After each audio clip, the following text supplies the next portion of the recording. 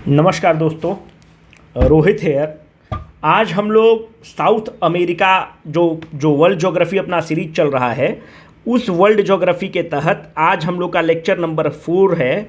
और याद रखिएगा कि जितने भी स्टेट पीसीएस हैं वो जम के वर्ल्ड ज्योग्राफी से क्वेश्चन पूछते हैं, तो आपको एक इन सब्जेक्ट्स पर कमांड तो होना ही चाहिए। अगर कमांड नहीं होगा तो बहुत दिक्कत है। तो हम ये एश्योर करेंगे कि आपका 100% क्वेश्चन कवर हो जाएगा, क्योंकि इसको हम लोगों ने कस्टमाइज ही उसके लिए किया है। तो आज हम लोग साउथ अमेरिका को बहुत डिटेल में डील करेंगे और इससे जम के क्वेश्चन आते हैं, क्योंकि बहुत बहुत इंपॉर्टेंट फैक्ट हैं इसमें। Let us start now. ये साउथ अमेरिका का मैप है। जो साउथ अमेरिका का मैप है, तो इसका कुछ आप स्ट्राइकिंग फीचर देखिए। अगर आपसे साउथ अमेरिका का मैप के बारे में पूछता है तो आप इस चीज़ की मुझे सहमति देते हैं क्या कि इसका पहला आकार देखिए कि कैसा आकार है। अगर इसका आप आकार देखेंगे तो आप इस चीज़ से सहमत हो जाएंगे कि इसका स्ट्रक्चर कैसा है, आकार कैसा है। तो ट्रायंगुलर इन शेप है ना। ट्रायंगुलर इन, हम एग्जैक्टली तो नहीं कह सकते कि ट्रायंगुलर है, पर इट अपीयर्स और it resembles like a triangle. पहला इंपॉर्टेंट फैक्ट है। दूसरा इंपॉर्टेंट फैक्ट इसमें यह है कि इस कॉन्टिनेंट को बर्ड कॉन्टिनेंट भी कहा जाता है। पर प्रश्न उठता है कि बर्ड कॉन्टिनेंट क्यों कहते हैं। इसलिए इसको बर्ड कॉन्टिनेंट कहते हैं कि विश्व में जितनी प्रजातियां हैं बर्ड का, उसमें 1/3 तकरीबन 33% स्पेसीज की जो प्रजाति है वो साउथ अमेरिका में पाया जाएगा। अब इस चीज़ को और थोड़ा सब्सटेंशिएट हम करना चाहते हैं। इस साउथ अमेरिका में आप देखेंगे तो इस साउथ अमेरिका में अमेजन फॉरेस्ट है। अमेजन फॉरेस्ट जो है, ब्राज़ील वगैरह के पास अमेजन फॉरेस्ट है।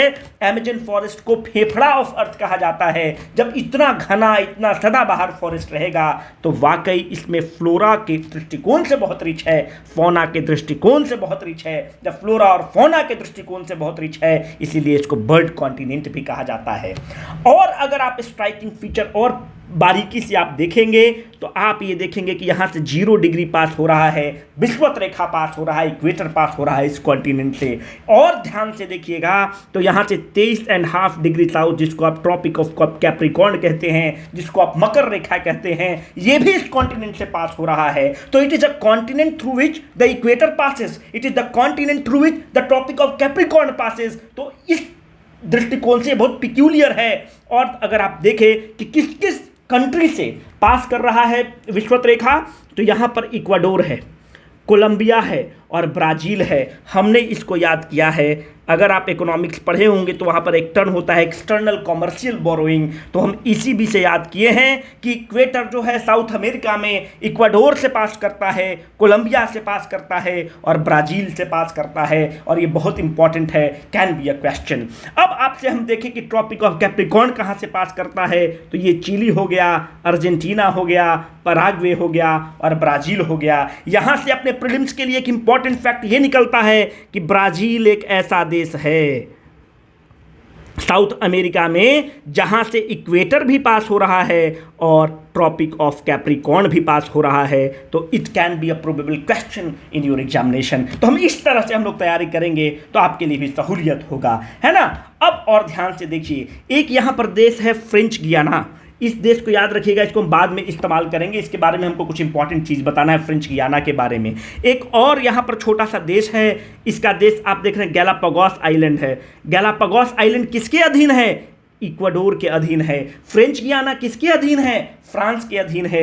इस साइड में आप देख रहे होंगे कि अटलांटिक ओशन है, साउथ अटलांटिक ओशन है दाहिने तरफ, और इधर आप देखेंगे तो यहाँ पर साउथ पैसिफिक ओशन है और यहाँ पर नॉर्थ पैसिफिक ओशन है। क्यों बता रहे हैं, आगे पता चलेगा। तो इस फ्रेंच गियाना को ध्यान रखेंगे, गैलापागोस आइलैंड को ध्यान रखेंगे, है ना। इस तरह से हम लोग आगे मूव करते हैं। एक चीज़ और आप ध्यान से देखिए, यहाँ पर एक देश है बोलिविया, यहाँ पर एक देश है पराग्वे। अगर आप देखें तो जितने भी साउथ अमेरिका में कंट्रीज हैं, ये सब कोस्टल बॉर्डर शेयर कर रहे हैं, मतलब कोस्ट है, समुद्र से इनका संबंध है, ठीक है।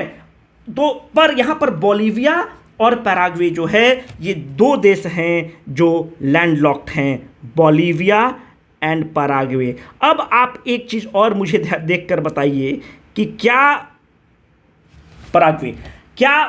पराग्वे और उरुग्वे बॉर्डर शेयर करते हैं? क्या पराग्वे और उरुग्वे देश बॉर्डर शेयर करते हैं? नाम बहुत क्लोज है तो एग्जाम में बहुत इंपॉर्टेंट क्वेश्चन बन जाता है कि पराग्वे उरुग्वे साथ में दे देता है, हम लोग को लगेगा कि बॉर्डर शेयर कर रहा है। दो ही लैंडलॉक कंट्री हैं, ध्यान रखिएगा, और ये इस तरह से प्रश्न बनते हैं। अब हम लोग और कुछ इंटरेस्टिंग फैक्ट में घुसते हैं। ये तो बहुत बेसिक फैक्ट हो गए। इंटरेस्टिंग फैक्ट में ये हम लोग घुसते हैं कि एक हमारा टॉपिक ऑफ इंटरेस्ट रहेगा दोस्त, ब्राजील। ब्राजील को अगर आप देखेंगे तो यहाँ पर एक ब्राजील जो है साउथ अमेरिका का लार्जेस्ट कंट्री है, ठीक है। It is the largest country of the South America. It is the country through which tropic of Capricorn and the equator both passes. यहां पर एक पोर्ट है, ये जो पोर्ट है इस पोर्ट का नाम है पोर्ट ऑफ सैंटोस, और ये जो पोर्ट ऑफ सैंटोस है it is called as the port of Santos. It is very important, एक फैक्ट बहुत इंपॉर्टेंट है। This port of Santos is called as the coffee port of the world. ये बहुत important है। क्यों coffee port of the world है?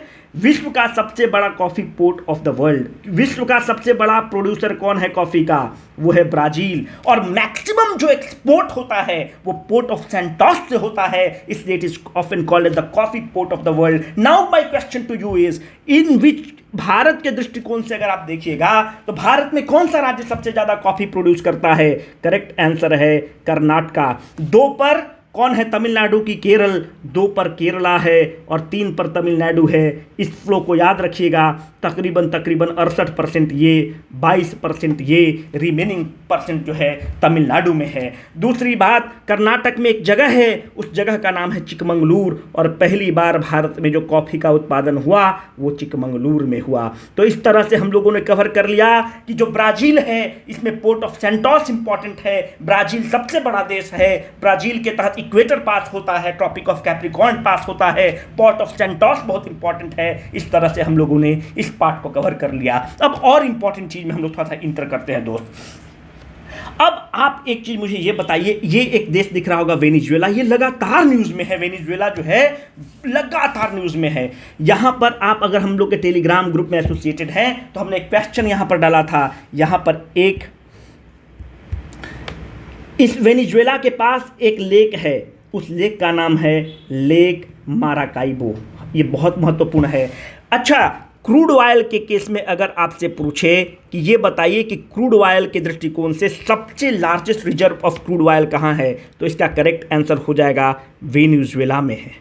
और Venezuela में कौन सा जगह पर है? तो वो है लेक माराकाइबो। लेक माराकाइबो वो जगह है जहां पे सबसे ज्यादा रिजर्व है नेचुरल गैस का और क्रूड ऑयल का, इसलिए वेनेजुएला के पास सबसे ज्यादा रिजर्व है। मैं भंडारण की बात कर रहा हूं। There is a difference between the भंडारण reserves and the production. I am talking about the reserves. The Venezuela has the largest reserve of the crude oil, तो ठीक है। और लेक माराकाइबो इतना इंपॉर्टेंट है कि वेनेजुएला की पूरी इकोनॉमी ऑयल पर डिपेंडेंट है, क्रूड ऑयल पर डिपेंडेंट है, इसलिए lake Maracaibo is often called as oil port। इसको इतना तेल का एक्सपोर्ट यहाँ से करता है कि इसको ऑयल पोर्ट भी कहा जाता है वेनेजुएला में। और वेनेजुएला में अभी इतनी इसकी अर्थव्यवस्था गड़बड़ा गई कि ये एक करेंसी लॉन्च करता है। इसका कैपिटल क्या है आप बताइएगा हमको कमेंट बॉक्स में कि वेनेजुएला का कैपिटल क्या है। अभी इसने एक बिटकॉइन क्रिप्टो करेंसी लॉन्च किया है वेनेजुएला, जिसका नाम है पेट्रो, ठीक है। दूसरी बात, वेनेजुएला का और स्ट्राइकिंग फीचर है, ये सबसे ज़्यादा largest reserve of the crude oil है। यहाँ पर एक फॉल है जिस फॉल का नाम है एंजल फॉल्स। जो एंजल फॉल है ये विश्व का highest waterfall of the world, highest waterfall of the world. और एंजल फॉल्स जो है 979 मीटर डीप है। थोड़ा सा इस पर फैक्ट पे, डेटा पे मत जाना है। और Angel Falls it is the highest waterfall of the world and it is often called as, आप अगर संस्कृत में देखेंगे तो मेरू मतलब क्या होता है? मेरू मतलब होता है केरूप कपाई करके है। सॉरी स्पेलिंग केरे, एक सेकेंड स्पेलिंग थोड़ा देख लेंगे। केरे पकू पाई मेरू इसको कहते हैं, ठीक है। तो एंजल फॉल वेनेजुएला में है, it is the highest waterfall of the world. और भारत में अगर आपसे पूछे कि हाईएस्ट वाटरफॉल कहाँ है, तो भारत के शिमोगा डिस्ट्रिक्ट में है, कर्नाटका में है, और उस वाटरफॉल का नाम है Kunchikal waterfalls which is in the Shimoga district of Karnataka. यहाँ पर एक और फॉल है शिमोगा डिस्ट्रिक्ट में जिसको आप कहते हैं जोग फॉल्स, और जोग फॉल्स जो है किस नदी पर है? सारावती नदी पर है।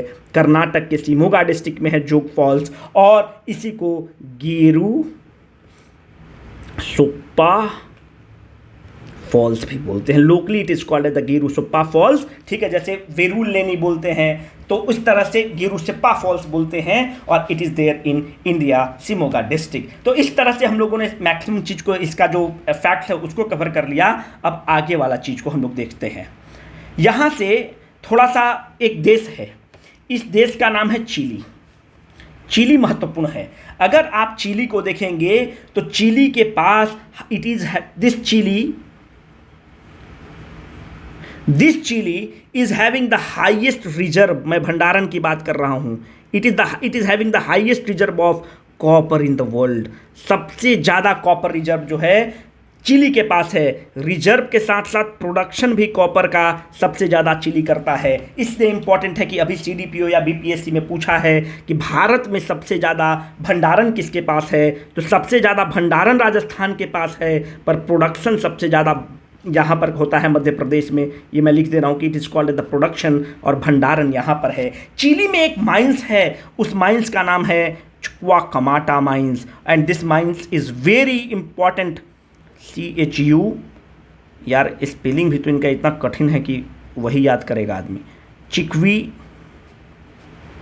Kamata mines, this Chuquicamata mines in Chile is very famous for the copper production. तो इसलिए इस चीज़ को भी आप ध्यान रखेंगे, है ना। अब थोड़ा सा हम लोग पेरू के बारे में इंफॉर्मेशन कलेक्ट करते हैं कि पेरू में क्या क्या है। पेरू के पास सबसे ज़्यादा it is having this Peru, यहाँ पर it is the largest producer of सोरा। सोरा जो है बम बनाने में प्रोड्यूस होता है। It is having the largest production of सोरा, इसको साल्ट पीटर भी बोलते हैं। और यहाँ पर नाइट्रेट का भी सबसे बड़ा प्रोड्यूसर है पेरू, ठीक है। तो पेरू के बारे में इन फैक्ट्स को याद रखना है। और भी अगर आप देखेंगे तो पेरू जो है it is having the largest reserve of silver in the world. चांदी का सबसे ज़्यादा रिजर्व पेरू में है। तो इस तरह से जो भी इंपॉर्टेंट हम लोग के लिए पीटी में क्वेश्चन बन सकता है वो हमने आपको कवर कर दिया। अब इसको जो भी हमने डेटा लिया है वो रिसेंट डेटा है। बहुत सारे डिफरेंट रिपोर्ट आते हैं, उसको कोट मत करिएगा, वो सब रिपोर्ट ऑफिशियल्स नहीं है। हमने जो रिपोर्ट आपको लिया है वो जो रिपोर्ट है इंडिया ईयरबुक इंडिया के केस में है, और वर्ल्ड वाला वहाँ के ऑफिशियल डेटा से लिया हुआ है। एक चीज़ और हमको आपसे पूछना है, जब हम वेनेजुएला के बारे में डिस्कस कर रहे थे तो वेनेजुएला के बारे में एक चीज मुझे और बताइए कि लार्जेस्ट रिजर्व तो वेनेजुएला के पास क्रूड ऑयल का है। भारत के केस में सबसे ज्यादा रिजर्व किसके पास है क्रूड ऑयल का? रिजर्व भारत में सबसे ज्यादा असम के पास है। पर प्रोडक्शन सबसे ज्यादा कौन करता है क्रूड ऑयल का? राजस्थान करता है। और आप एस्टोनिस्ट रहेंगे, आपको डाइजेस्ट नहीं हो रहा होगा, पर असम सबसे ज्यादा प्रोडक्शन करता है, रिजर्व सबसे ज़्यादा असम में है, पर क्रूड ऑयल का सबसे ज़्यादा जो प्रोडक्शन होता है वो राजस्थान से होता है। इस चीज़ को महत्वपूर्ण रखना है। अपने देश का सबसे पुराना ऑयल फील्ड कौन है? The oldest oil field of this country is Digboi oil field, 1901 में बनता है। दिग्बोई कहाँ है? असम में है। और इस दिग्बोई इतना महत्वपूर्ण है, इतना महत्वपूर्ण अपनी अर्थव्यवस्था के लिए है और सब चीज़ के लिए है कि it is often called as एक सेकेंड,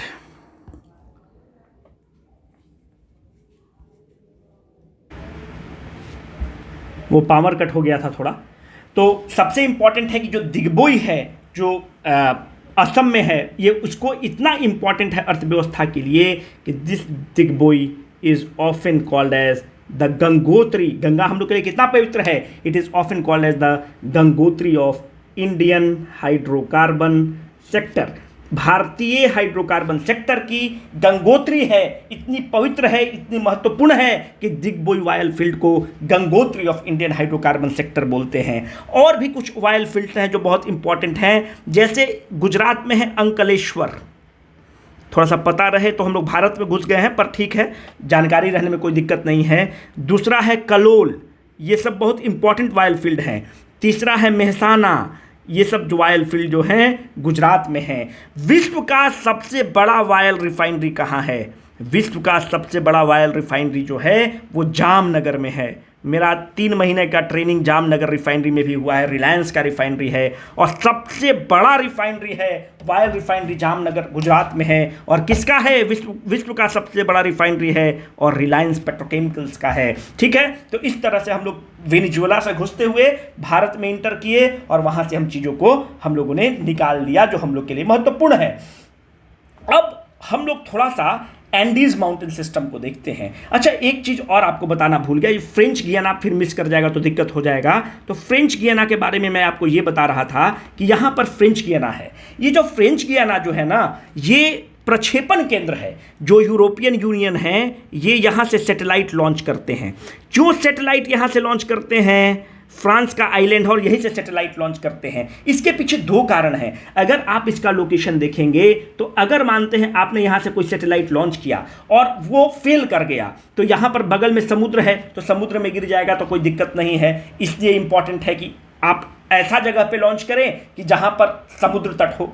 दूसरी बात आप देखें कि फ्रेंच गियाना जो है इसका location is very close to the equator. Bharat के दृष्टिकोण से आप देखेंगे तो भारत में साउथ इंडिया में है। क्यों? South India is very close to the equator. Now the fact of the matter is why the प्रक्षेपण केंद्र, जितने भी विश्व के प्रक्षेपण केंद्र होते हैं, सैटेलाइट लॉन्चिंग स्टेशन होते हैं, they are close to the equator. But why? इसलिए इंपॉर्टेंट है मेरे दोस्त, क्योंकि यहां पे हमने एक फिगर बना रखा है आपके लिए। देखिए, अर्थ को 24 घंटा समय लगता है, दिन रात तो टाइम तो आपका फिक्स है, 24 घंटा होने वाला है। ये इक्वेटर है, 0 डिग्री विषुवत रेखा है। यहां पर मानते हैं कोई टेम्परेट बेल्ट है, मानते हैं 66.5 डिग्री नॉर्थ है। ये दूरी डिस्टेंस बड़ा है कि ये डिस्टेंस बड़ा है? कॉमन सेंस लगाइएगा तो आप ये पाएंगे कि यहां से अगर आप वर्टिकल लाइन ड्रॉप करते हैं तो ये हुआ, यहां से वर्टिकल लाइन ड्रॉप किए ये हुआ। तो आप क्या पा रहे हैं कि इक्वेटर जो है इतना बड़ा है, इतना बड़ा है ना, ऊपर वाले से इतना इक्वेटर बड़ा है। कहने का मतलब है कि इक्वेटर का जो डिस्टेंस है, किसी भी ऊपर डिस्टेंस पर आप जाएंगे, अर्थ का ऐसा शेप है, इक्वेटर पे सबसे ज़्यादा डिस्टेंस ट्रेवल करना होगा। वेलोसिटी क्या होता है? डिस्टेंस अपॉन टाइम होता है। टाइम तो फिक्स है, टाइम तो 24 घंटा है। अगर डिस्टेंस ज़्यादा ट्रेवल करना है तो वहां पर स्पीड ज़्यादा होगा। v is directly proportional to the d। इसका मतलब कि कोई भी चीज़ सबसे ज़्यादा स्पीड पर कहाँ घूम रहा है? इक्वेटर पे घूम रहा है। जब इक्वेटर पर स्पीड ज़्यादा है तो अगर हम सैटेलाइट यहां से लॉन्च करेंगे तो इनिशियल वेलोसिटी जो हो जाएगा ज़्यादा हो जाएगा। यहां से अगर आप लॉन्च कर रहे हैं या कोई चीज़ को तो मानते हैं कि 10 मीटर प्रति सेकंड की स्पीड से लॉन्च होगा, पर यहां पर चूंकि डिस्टेंस ज़्यादा अर्थ को ट्रेवल करना है तो स्पीड ज़्यादा होता है। जब मूवमेंट ज़्यादा होता है तो यहां पर अर्थ के स्पीड के कारण यहां पर 20 मीटर पर सेकंड से अपने आप सैटेलाइट चला जाएगा। इसलिए एक इंपॉर्टेंट फैक्टर होता है जहां पर आप लॉन्चिंग जो प्रक्षेपण केंद्र होते हैं उसको आप इक्वेटर के निकट रखना चाहते हैं। और भी कारण है, कोरियोलिस फोर्स वगैरह है, पर ये 2 मुख्य कारण हैं। तो हमको बताना ये जरूरी था कि फ्रेंच गियाना जो है फ्रांस का है और यहां पर प्रक्षेपण केंद्र है यूरोपियन यूनियन का। ठीक है, इस चीज को बता लिया आपको। अब हम थोड़ा सा आपको एंडीज माउंटेन के बारे में बताएंगे। देखिए, ये है एंडीज माउंटेन, और जो एंडीज माउंटेन है ये सबसे बड़ा, ये 7200 किलोमीटर लंबा माउंटेन रेंज है और बहुत क्वेश्चन इससे पूछता है। और एबव द वाटर, पानी के ऊपर, it is the longest mountain system of the world. It is the longest mountain system of the world. इस चीज को ध्यान रखना है। क्यों? इसलिए लॉन्गेस्ट माउंटेन सिस्टम है कि ये यंग फोल्ड माउंटेन है। हिमालय जो है ये भी एक यंग फोल्ड माउंटेन है। आल्प्स यंग फोल्ड माउंटेन है। रॉकी यंग फोल्ड माउंटेन है। जो भी यंग फोल्ड माउंटेन होते हैं, यंग मतलब जवान, जब जवान में होते हैं तो आप में उफान ज़्यादा होती है, आप में एनर्जी ज़्यादा होता है। जब एनर्जी और उफान ज़्यादा होती है तो ऊंचाई पर आप ज़्यादा पहुँचते हैं। तो यंग फोल्ड माउंटेन है। और एंडीज जो है विश्व की सबसे बड़ी माउंटेन श्रृंखला है एबव द वाटर। क्यों एबव द वाटर बोल रहे हैं उसको हम थोड़ी देर में आपको बताएंगे। किस किस देश से एंडीज है जी? तो आप यहां पे देखिए कि वेनेजुएला में है, कोलंबिया में है, इक्वाडोर में है, उसके बाद आप देखेंगे कि पेरू में है, और बोलिविया में है, चिली में है, और अर्जेंटीना में है। तो इन देशों में एक्सटेंड कर रहा है एंडीज माउंटेन। एंडीज माउंटेन का जो सबसे बड़ा पीक है ये है Mount Aconcagua. It is the highest peak of the Andes and it is the highest peak of the South America. इस चीज को एकदम कंठाग्र कर लीजिए, आपको कहीं ना कहीं एग्जाम में जरूर मिल जाएगा, ठीक है। और ये जो वोल्केनो है ये मृत वोल्केनो है। Mount Aconcagua is a volcano which is a मृत वोल्केनो, और चूंकि it is the highest dead volcano, और ये highest dead volcano of the world भी है, highest dead volcano. So it is the highest mountain system of the Andes. It is the highest mountain peak of South America also. कहाँ पर है इसका आप location आप देखेंगे तो अर्जेंटीना और चिली के बॉर्डर पर है। देखिए यहाँ पर चिली है, यहाँ पर अर्जेंटीना है, उसके बॉर्डर पर है। यहाँ पर एक और हम आपसे ध्यान आपका आकर्षित करना चाहेंगे, इक्वाडोर देश है। इक्वाडोर के पास एक है कोटोपैक्सी। ये जो कोटोपैक्सी है it is one of the highest active volcano. It is one of the highest active volcano, one of highest active मतलब अभी जिंदा है ये वोल्केनो, ठीक है।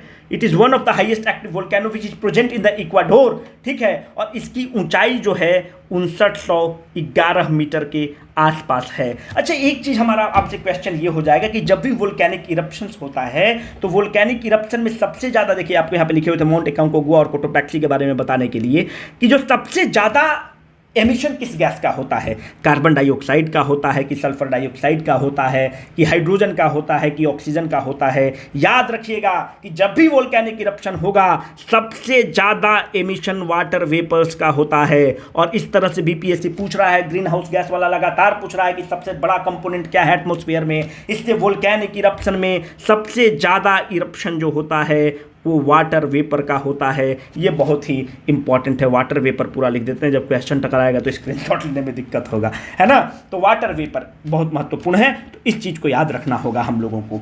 और भी आपसे हम अभी बोले कि एबव द वाटर, पानी के ऊपर जो सबसे बड़ा माउंटेन सिस्टम है वो है एंडीज माउंटेन सिस्टम।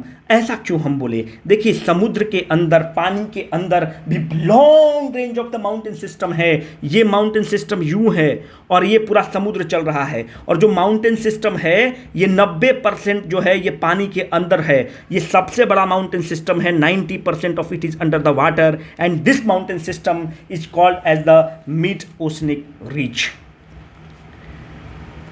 सबसे बड़ा अगर आपसे पूछेगा तो एंडीज नहीं है, Andes above the water system है, पर सबसे बड़ा माउंटेन सिस्टम जो है मिड ओशनिक रीज है। दूसरी बात, अगर आप देखेंगे तो मानते हैं कि समुद्र का पानी यहीं तक है, तो ये वाला जो माउंटेन सिस्टम है जमीन पर दिखेगा। जब ये माउंटेन सिस्टम जमीन पर दिखेगा तो ये एक किसके रूप में दिखेगा? आइलैंड के रूप में दिखेगा, ठीक है। जब आइलैंड के रूप में दिखेगा तो उसको उदाहरण के तौर पर एक एजोर्स आइलैंड है, आपने सेंट हेलेना आइलैंड के बारे में सुना होगा। तो Saint Helena and Azores island और what, they are nothing but they are the extension of the mid oceanic ridge. जो मिड ओशनिक रीज है, पानी यहीं तक पहुंचा हुआ है समुद्र का, इसका ऊपर जो एक्सटेंशन है एजोरेस, एजोर्स और Saint Helena are the extension, और these are the part of the mid oceanic ridge. And mid oceanic ridge which is present in the ocean is the largest mountain system of the world, but above the water it is the Andes which is the largest mountain system of the world। अब हम दो तीन चीज़ आपको, देखिए fact तो बहुत बता दिए, पर एग्जाम में जो चीज़ आपको महत्वपूर्ण है वो बताना जरूरी है मेरे दोस्त। देखो मैच द फॉलोइंग करके पूछेगा। एक माउंटेन श्रेणी है आल्प्स। आल्प्स जो है यूरोपियन कंट्रीज में है, और हम आल्प्स के बारे में और डिटेल में आपको बताएंगे। आल्प में कौन कौन, आल्प किस किस देश से है? तो अगर आप आल्प में देखेंगे तो फ्रांस में है आल्प, ऑस्ट्रिया में है, स्विट्जरलैंड में है, जर्मनी में है, बहुत देश में एक्सटेंड करता है यूरोप के। तो अब कितना याद रखोगे, हम आपको बताते हैं कि कैसे आपको हेल्प करेगा। इसमें एक नोटेबल एब्सेंटी है, वो हमेशा आपको ऑप्शन में दे देगा और वहाँ से आपको पता चल जाएगा। नोटेबल एब्सेंटी है इंग्लैंड, लंदन में नहीं जाता है, मतलब यूनाइटेड किंगडम में नहीं है आल्प्स, और देश में है, फ्रांस में है, ऑस्ट्रिया में है, जर्मनी में है, स्विट्जरलैंड में है। तो इन देश में आल्प है। आल्प एक यंग फुल माउंटेन है। हिमालय कहाँ है? अपने देश में है, और एशिया में है। It is also an example of a young full mountain. एक माउंटेन सिस्टम है Rocky mountain system. Rocky mountain system कहाँ है? नॉर्थ अमेरिका में है। तो इस तरह से, और अभी आपको बता ही दिए एंडीज माउंटेन सिस्टम ये साउथ अमेरिका में है। तो यहाँ से बहुत बार आपसे सिंपल क्वेश्चन पूछ देता है और इसको आप मैच द फॉलोइंग करके ऐसे निकाल सकते हैं और इस तरह से महत्वपूर्ण है। आल्प के बारे में तो हम आपको बहुत डिटेल में बताएंगे, पर थोड़ा सा आपको और बता ही देते हैं, क्योंकि अब डिस्कशन हो ही चला है तो बताने में क्या जाता है। इसका हाईएस्ट पीक कौन सा है? आल्प जो है सब जम के क्वेश्चन पूछता है दोस्त, तो हाईएस्ट पीक जो है उसका नाम है माउंट ब्लैंक। ठीक है, highest peak of the Andes कौन है? माउंट एकोंकागुआ। कौन सा है? मृत वोल्केनो है। और हाईएस्ट पीक यहाँ पर माउंट ब्लैंक है। इस तरह से हम लोगों ने मैक्सिमम काइंड ऑफ कवर कर लिया। ठीक है, अब दो तीन चीज़ और है। यहाँ पर अमेजन रिवर सिस्टम है। अमेजन जो है विश्व की सबसे बड़ी नदी कौन है? आज कैसे स्लाइड गड़बड़ हो रहा है। विश्व की सबसे बड़ी नदी आपके बारे में हमने बताया कि सबसे लंबी नदी कौन है? नाइल। आप पुराना वीडियो जाकर देखिएगा, उसमें हमने बताया है कैसे ब्लू नाइल बनता है, कैसे वाइट नाइल बनता है, कैसे कहाँ से लेक विक्टोरिया से कौन निकल रहा है, ये बहुत डिटेल में बताए हैं। तो लॉन्गेस्ट रिवर सिस्टम जो है वो नाइल है, पर वॉल्यूम के दृष्टिकोण से, जो amount of water which it carries उसके दृष्टिकोण से देखेंगे तो अमेजन जो है वो सबसे लार्जेस्ट वॉल्यूम कैरी करता है नदी के दृष्टिकोण से। Amazon is the longest in the terms of the volume. इसके ट्रिब्यूटरीज क्या हैं? तो अगर आप ट्रिब्यूटरीज आप अमेजन को देखेंगे तो यहाँ पर नेग्रो है, और हमने याद रखा है कि आदमी देखो, लड़का सब भले यहाँ पे कुछ भी कर ले पर रहता है सब जोरू का गुलाम, है ना, तो उसको कहते हैं जोरुआ।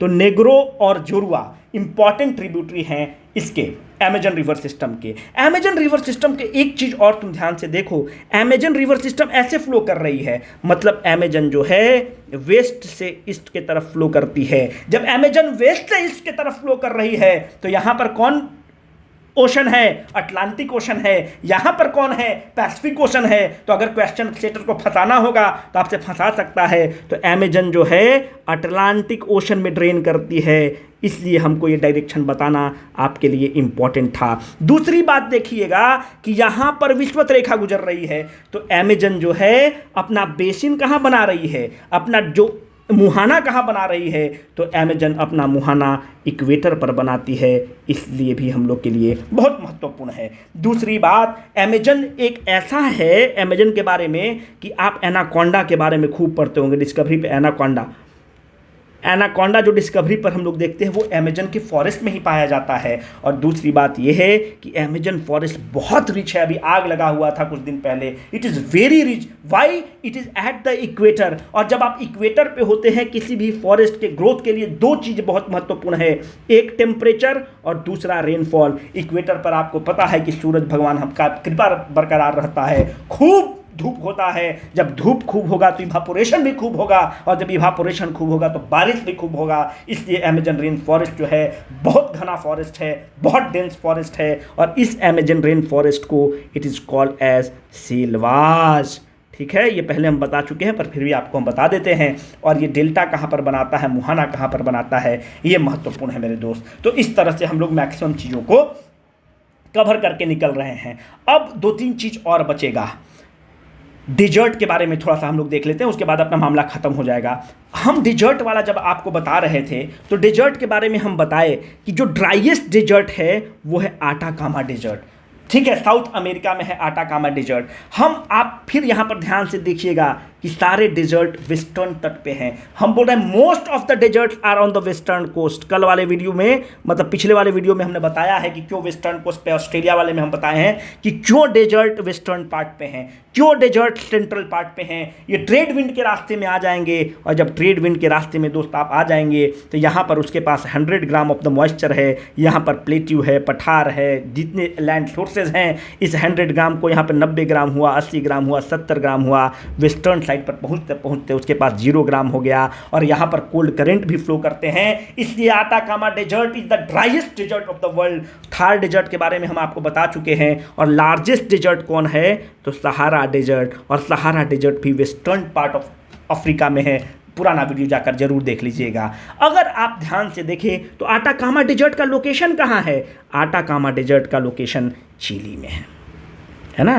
चिक्वाकमाटा माइंस भी है और चिली है। चिली जो है largest producer of reserve, producer भी है और रिजर्व भी है कॉपर का, बहुत महत्वपूर्ण है मेरे दोस्त। और चीज एक और हमको बताइए, एक है पैटागोनियन डेजर्ट, ठीक है।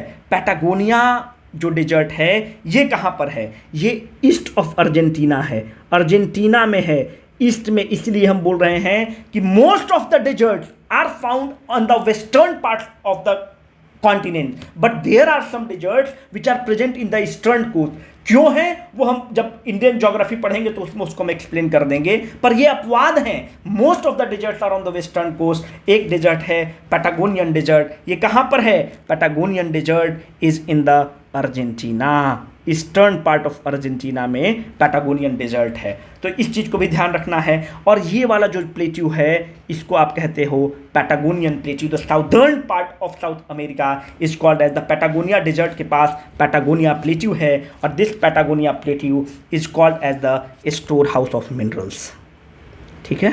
चिली, अर्जेंटीना, ये सब जो है it is called as the store house of minerals. आपको हम लिख देते हैं कौन सा? पैटागोनिया डेजर्ट के पास पैटागोनियन प्लेट्यू है। और पैटागोनियन प्लेट्यू कहाँ है? साउदर्न पार्ट, जो टिप वाला जो कॉनिकल पार्ट है ना, जो कॉनिकल पार्ट है ये वाला पार्ट जो है पैटागोनियन प्लेट्यू में आता है। इसमें कुछ कुछ पार्ट पेरू के भी आ जाते हैं, है ना। तो दिस होल पार्ट आप देख रहे हैं, चिली वगैरह आ जाएगा तो वहाँ पे कॉपर है, पेरू का भी कुछ पार्ट आ जाता है, तो वहाँ पर क्या हो जाएगा? सोरा का उत्पादन है। तो this Patagonian plateau is called as store house of the minerals. इस तरह से हम लोगों ने मैक्सिमम चीज़ को कवर कर लिया, पर थोड़ा सा और हम लोग डेजर्ट के बारे में करेंगे क्योंकि आटाकामा डेजर्ट का जिक्र आ गया दोस्त। अब आप डेजर्ट के बारे में देखेंगे तो एक डेजर्ट का टाइप है टेम्परेट डेजर्ट। टेम्परेट डेजर्ट कहाँ पे होता है? कल ही हम आपको बताया कि 30 से मोटा मोटा 60 डिग्री नॉर्थ या साउथ में अगर आप देख लेंगे तो आपको कोल्ड डेजर्ट होता है। This is called as the cold desert, ठीक है। तो गोबी डेजर्ट जो है ये कहाँ पर है? गोबी डेजर्ट जो है ये चाइना मंगोलिया बॉर्डर पर है और ये ईस्टर्न तट पर है। अपवाद है, और एग्जाम में आपसे अपवाद पूछता है। लद्दाख कहाँ है? ये भी एक टेम्परेट डेजर्ट है, कोल्ड डेजर्ट है। पैटागोनियन प्लेट्यू और पैटागोनियन डेजर्ट कहाँ है? तो पैटागोनियन डेजर्ट जो है आपको अर्जेंटीना में है और ये भी ईस्टर्न पार्ट पर है। तो Gobi is on the eastern part, Patagonia is on the eastern part, और इन डेजर्ट्स को छोड़कर maximum 95% of the deserts are on the western part. Western part of the countries होंगे, जो भी अगर देश होगा उसके वेस्टर्न पार्ट में होगा। जैसे आटाकामा को देखिए तो चिली के वेस्टर्न पार्ट में है। ये अगर चिली है तो इसके वेस्टर्न पार्ट पर है। तो जितने भी डेजर्ट हैं, सहारा को भी देखिएगा तो वेस्टर्न पार्ट पर है, तो जितने भी भारत के भी देखिएगा तो वेस्टर्न पार्ट पे है ना। राजस्थान वगैरह वेस्टर्न पार्ट में पड़ जाता है। तो जितने भी डेजर्ट हैं वेस्टर्न पार्ट में हैं, with the few exceptions like Patagonian desert and the Gobi desert. इस तरह से जितने भी क्वेश्चंस होंगे दोस्त आप उसको बनाने की स्थिति में होंगे, इससे ज़्यादा ज़रूरत नहीं है। और इसके बाद हम लोग कुछ अगला वीडियो लेकर आएंगे, फिर वहाँ से कुछ क्वेश्चंस आप देख लीजिएगा। कैसा आपको वीडियो लगा और क्या चाहिए उस चीज़ को बता दीजिएगा कमेंट सेक्शन में। बाकी जो है सो तो है ये है, और खूब मन लगाकर पढ़िए और एकदम हम लोग को निकालना है। और हम इतने आप लोग अच्छे क्राउड हैं, इतने इंटेलिजेंट क्राउड हैं कि हम लोग को मेहनत करना पड़ता है बहुत, है ना। तो best wishes from my side, ठीक है। Wish you all the best, thank you very much.